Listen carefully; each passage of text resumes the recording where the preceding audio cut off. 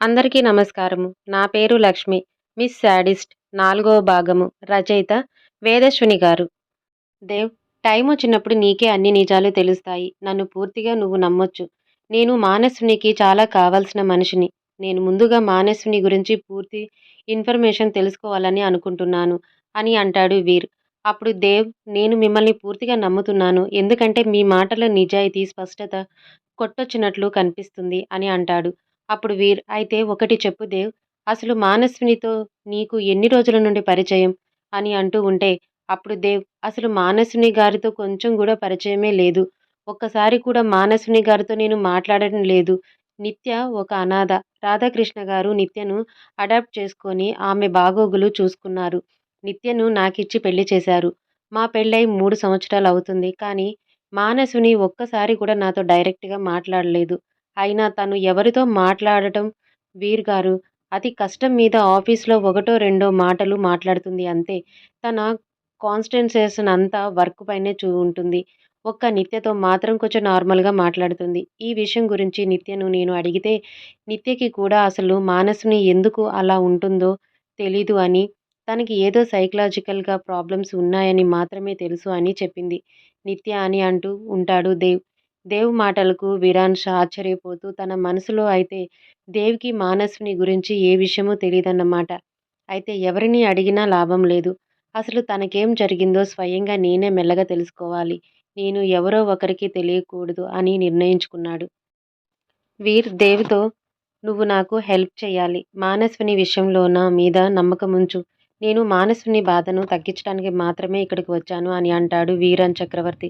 అప్పుడు దేవ్, చెప్పాను కదా అని అంటాడు వీరన్ చక్రవర్తి. అప్పుడు దేవ్, చెప్పాను కదా, నేను మిమ్మల్ని నమ్ముతున్నాను వీర్ గారు. మీరు ఎలాంటి హెల్ప్ కావాలన్నా చేస్తాను. ఇప్పుడేం చేద్దాం వీర్ గారు అని అంటాడు. వీర్ మానస్విని ఇంటివైపు చూస్తూ, చేసేదేం లేదు దేవ్. మనం లోపలికి వెళ్ళినంత మాత్రాన మానస్వినిని ఏమైనా మనతో మాట్లాడుతుందా, చూస్తుందా? తను బయటికి వచ్చే వరకు ఇక్కడే వెయిట్ చేయడమే అని అంటాడు వీరన్. అప్పుడే మానస్విని బాల్కనీలోనికి వచ్చి యోగాసనాలు, ప్రాణాయామం చేసి ఉంటుంది. కానీ బాల్కనీకి కూడా తెరలు తెరలుగా డిజైన్స్ చేసి ఉండటంతో మానస్విని అసలు కనిపించడం లేదు మన వీర్‌కి. ఇక వీర్ తన అమ్ము తన కళ్ళ ముందే ఉండి తను చూడలేకపోతున్నాను అని ఎక్సైటెడ్‌తో తన స్థాయిని కూడా మరచిపోయి దొంగచాటుగా గోడ దూకి లోపలికి వెళ్ళిపోతాడు. వీర్ చేష్టలకు దేవ్ ఆశ్చర్యంలో చూస్తూ ఉండిపోతాడు. ఎలాగో ఒకలాగా కష్టపడి బాల్కనీ వైపుకి వెళ్తాడు వీరన్. కానీ అప్పుడే మానస్విని తన రూమ్‌లోకి వెళ్ళి, ఛ! మిస్సయ్యాను. పోతుంది అని డిసప్పాయింట్ అయ్యి వీరాంష్ మళ్ళీ వెనుకకి వచ్చేస్తాడు. ఏంటి వీర్‌గారు మీరు చేసేది? అని దేవ్ ఆశ్చర్యంగా అడిగితే, ఇదేముంది ఇంకా ముందు ముందు ఇంకా ఉంది అంటూ అలవాటు చేసుకో. నేను చేసే వాటిని చూడటానికి అని అంటూ నవ్వుతాడు. వీరాంష్ స్మైల్ చూడగానే దేవ్, మీ స్మైల్‌కి ఎంతమంది అమ్మాయిలు పడిపోయారు వీరుగారు అని అడుగుతాడు. అప్పుడు వీరాంష్, ఏమో నాకు తెలీదు. నాకు తెలిసింది ఒక్కటే, నా అమ్ము. I mean మానస్విని. నా అమ్ము పడిపోతుందో లేదో చూడాలి ఇక అంటాడు. అప్పుడు దేవ్, ఏంటి వీరుగారు మానస్విని గారిని ఏమైనా ప్రేమిస్తున్నారా ఏంటి? మీ ముఖం చూస్తే అలాగే అనిపిస్తుంది నాకు అని అంటాడు. అప్పుడు వీరాంష్, ప్రేమ అనే పదం చాలా చిన్నది దేవ్ నాకు. నా అమ్ము మీద ఉన్న ఫీలింగ్స్‌ని నేను ఎక్స్‌ప్రెస్ చేయలేను. కాబట్టి నీ ఇష్టం వచ్చినట్టు అనుకో అని అంటాడు. ఎప్పుడెప్పుడు అమ్ము బయటకు వస్తుందా అని ఎదురు చూస్తూ ఉంటాడు వీరన్. 5:30 నుంచి వచ్చినవాడు కాస్త టైం చూస్తే 9:30 అవుతుంది. ఆఫీస్ టైం అవ్వటంతో మానస్విని ఆఫీస్‌కి వెళ్ళటానికి సిద్ధమవుతూ ఉంటుంది. అప్పుడే వీరాన్స్ తండ్రి రాజేంద్ర చక్రవర్తి ఫోన్ చేస్తాడు. వీరాన్స్ మాట్లాడుతూ, డాడ్, నేను ఇండియాకి బాగానే రీచ్ అయ్యాను అని అంటూ ఉంటే, రాజేంద్ర, నువ్వేంటి వీర్ మన ఇంటికి వెళ్ళలేదంట ఇప్పటి వరకు? అటు నుంచి అటే అమ్ముని చూడటానికి వెళ్ళావా ఏంటి అని అడుగుతాడు. దాంతో వీర్, మీరు కరెక్ట్‌గానే గెస్ చేశారు డాడ్. నేను అమ్ముని చూడటానికే వచ్చాను. కానీ తను ఇంకా కనపడలేదు అని డల్‌గా చెప్తాడు. అప్పుడు రాజేంద్ర చక్రవర్తి, కనబడకపోవటమేంట్రా? డైరెక్ట్‌గా ఇంట్లోకి వెళ్ళకపోయావా అని అంటాడు. అప్పుడు వీర్, డాడ్, నేను యుద్ధానికి కాదు వచ్చింది. డైరెక్ట్‌గా వెళ్తే కుదరదు. అక్కడ ఉంది నా అమ్ము కాదు. తను ఇప్పుడు మిస్ పర్ఫెక్ట్. అందుకే తనని మెల్లగా నా దారిలోకి మార్చుకోవాలి అని అంటూ ఉండగా మానసుని కార్ స్టార్ట్ చేసుకొని వెళ్ళిపోతూ ఉంటుంది. అది చూసి వీర్, డాడ్, నేను తర్వాత కాల్ చేస్తాను అని ఫోన్ పెట్టేసి డ్రైవింగ్ సీట్‌లో ఉన్న దేవ్‌తో, దేవ్, అమ్ముని ఫాలో అవ్వు అని చెప్పి, ఛ! ఇప్పుడు కూడా చూడలేకపోయాను నా అమ్ముని అని డిసప్పాయింట్ అవుతాడు. అప్పుడు దేవ్, డిసప్పాయింట్ అవ్వకండి. మానస్విని గారిని చూడలేదని వీర్ గారు. ఇక్కడ ఒక అనాథాశ్రమం ఉంటుంది. తను రోజూ ఆఫీస్‌కి వెళ్ళే ముందు అనాథ పిల్లలతో కాసేపు గడిపి వెళ్తుంది. అక్కడ మనం చూడొచ్చు తనని అంటూ ఉంటాడు దేవ్. ఇంత మంచి విషయం ఇంత లేటుగానా చెప్పేది దేవ్? పద వెళ్దాం అని అంటూ ఉంటాడు వీర్. అక్కడ అనాథాశ్రమంలోకి మానస్విని వెళ్తుంది. మానస్విని వెనక నుంచి చూసిన వీర్, నా మానస్‌ని హెయిర్ చాలా పొడవుగా దట్టమైన అడవిలా ఉంది. నాకు అలా లాంగ్ హెయిర్ అంటే చాలా ఇష్టం అని నా అమ్ముకు కూడా తెలుసు అని అనుకుంటూ ఉంటాడు వీర్. దేవ్, మీ వీర్ కూడా మానస్వినితో పాటే లోపలికి వెళ్తారు. అక్కడ పిల్లలకి చాక్లెట్స్, బిస్కెట్స్ ఇస్తూ ఉంటుంది. మానస్‌ని అక్కడ పిల్లలతో మానస్‌ని కొంచెం హ్యాపీగా గడుపుతూ ఉంటే వీరు అమ్ముని చూస్తాడు. ఎన్నో సంవత్సరాల నిరీక్షణ తర్వాత చనిపోయిందనుకున్న అమ్ము తన కళ్ళ ముందు కనబడేసరికి సంతోషంతో వీరన్ కళ్ళలో కన్నీళ్లు చేరి చెమ్మగిలిన కళ్ళతో చూస్తూ ఉంటే మానస్విని ముఖం కూడా సరిగా కనిపించటం లేదు వీరికి. ఫైనల్‌గా ఆ క్షణం రానే వచ్చింది. వీరు తన కళ్ళల్లోని కన్నీళ్లు తుడుచుకొని తన ప్రాణమైన అమ్ముని చూస్తాడు. నా అమ్ము ఏమీ మారలేదు. అప్పుడు ఎలా ఉందో ఇప్పుడు అలాగే ఉంది అని అనుకోని తన అమ్ముని దగ్గరికి తీసుకోవాలని తన మనసు ఆరాటపడుతుంది. కానీ ఈ పరిస్థితిలో మానస్విని ముందుకే నేను వెళ్ళకూడదు అని అనుకోని చాలా కష్టంగా తనని తాను కంట్రోల్ చేసుకుంటాడు వీరాన్ చక్రవర్తి. మానస్విని అక్కడి నుండి ఆఫీస్‌కి స్టార్ట్ అవుతుంది. వీర్ కూడా మానస్విని వెంటే కారులో ఫాలో అవుతూ వెళ్తూ ఉంటాడు.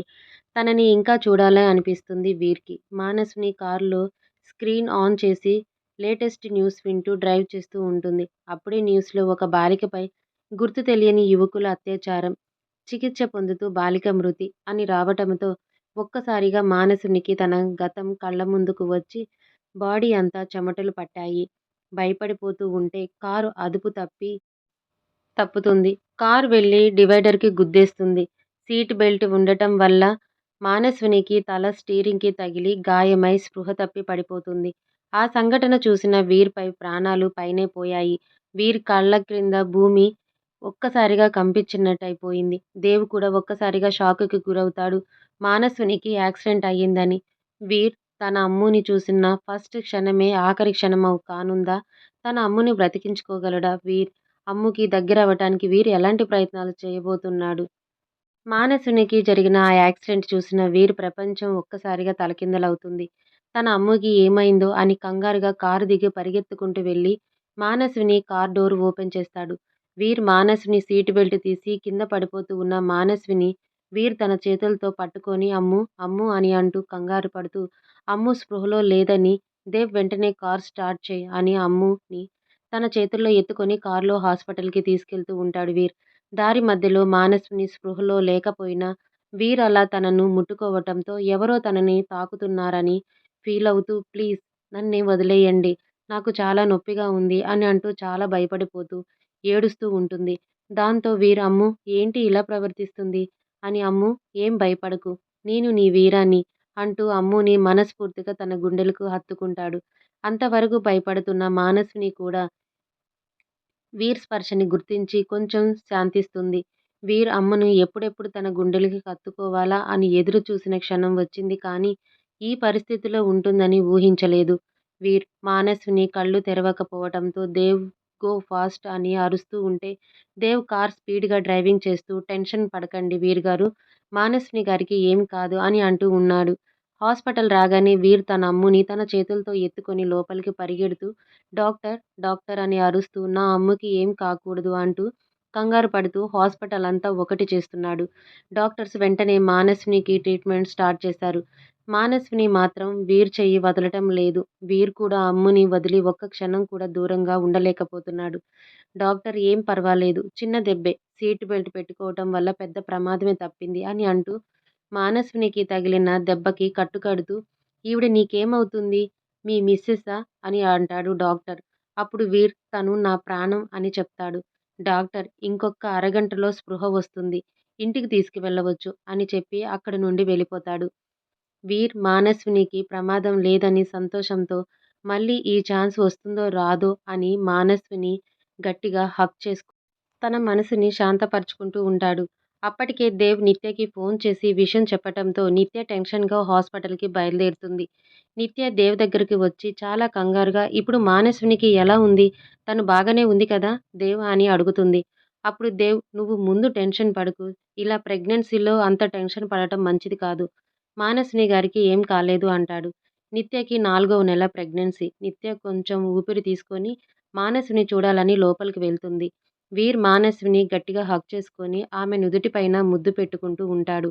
నిత్య వాళ్ళని అలా చూసి ఒక్కసారిగా ఆశ్చర్యపోయి ఏం జరుగుతుంది ఇక్కడ? అని అనేసరికి వీర్ నిత్య వైపు చూసి అమ్ముకి దూరంగా జరగబోతాడు. అమ్ము మాత్రం వీర్ చెయ్యి వదిలిపెట్టటం లేదు. ఎందుకో ఆమె మనసుకే తెలుసు. వీర్ చేతుల్లో ఆమె శాంతిని పొందుతుంది కావచ్చు. అది చూసి నిత్య మానస్విని ఏంటి ఇలా? అది కూడా ఒక మగవాడి చెయ్యి పట్టుకోవటం అని ఇంకా షాక్‌కి గురవుతూ ఉంటుంది. అప్పుడు వీర్ నిత్యతో ఇప్పుడు కాదు, తర్వాత అన్నీ మాట్లాడుకుందాం అనేసరికి నిత్య తనలో ఉన్న సందేహాల ప్రవాహానికి అడ్డుకట్ట వేసింది.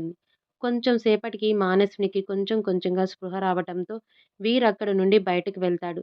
మానస్విని స్పృహలోకి రావటంతో నిత్య థాంక్ గాడ్ నీకేం కాలేదు అని అంటూ మానస్వినిని హగ్ చేసుకుంటుంది. అప్పుడు మానస్విని నిత్య టెన్షన్ పడకు. ఐయామ్ ఫైన్ అని అంటూ అవును నన్ను హాస్పిటల్‌కి ఎవరు తీసుకొచ్చారు? అని అడుగుతుంది. అప్పుడు దేవ్ మానస్విని గారు నేను మిమ్మల్ని తీసుకొచ్చాను అని చెప్తాడు. మానస్విని ఏదో మొహమాటంగా థాంక్స్ దేవ్ గారు అని చెప్పేస్తుంది. నిత్య, దేవులు మానస్వినిని డిశ్చార్జ్ చేసి ఇంటికి తీసుకువెళ్ళిపోతారు. మహాలక్ష్మి గారు మానస్వినిని అలా తలకు కట్టుతో చూసేసరికి కంగారుగా ఏమైందమ్మా? అని అంటూ అడుగుతుంది. దాంతో మానస్విని నాకేం కాలేదమ్మా మీరు టెన్షన్ పడకండి. చిన్న యాక్సిడెంట్ అని తన రూమ్‌లోకి వెళ్ళిపోతుంది. ఇక్కడ వీర్‌కి అమ్ముని వదిలి ఒక్క క్షణం కూడా ఉండాలని లేదు అని ఆలోచిస్తూ సిటీలో ఉన్న తన గాయత్రి నిలయానికి చేరుకుంటాడు. వీర్ ఫ్రెష్ అయ్యి వచ్చి ఎలాగైనా అమ్ముకి నేను దగ్గరగా ఉండాలి. ఏం చెయ్యాలి అని ఆలోచిస్తూ ఉంటాడు. వెంటనే అతనికి ఒక ఆలోచన వస్తుంది. వీరాన్స్ చక్రవర్తి దేవ్‌కి ఫోన్ చేసి నేను నిత్యని కలవాలి అని చెప్తాడు. దేవ్ నిత్యను కలవటానికి వీర్ వాళ్ళు ఇంటికి వెళ్తారు. వీర్‌ని చూడగానే నిత్య ప్రశ్నల వర్షం కురిపిస్తూ ఉంటుంది. మీరు ఎవరు? మీరు మానసునికి అంత దగ్గరగా ఎందుకున్నారు? మీ కళ్ళల్లో నాకు మానసుని మీద అంతులేని ప్రేమ కనపడుతుంది. కానీ నేను ఈ 12 సంవత్సరాలలో మిమ్మల్ని ఎప్పుడూ చూడలేదు. మానస్విని వాళ్ళ ఇంట్లో కూడా నేనెప్పుడు మీ గురించి మాటలు కూడా వినలేదు అని అంటూ అడుగుతూ ఉంటుంది నిత్య. అప్పుడు వీర్ ఇప్పుడు నేను ఏ విషయాలు చెప్పలేను కానీ నాకు అమ్ముతో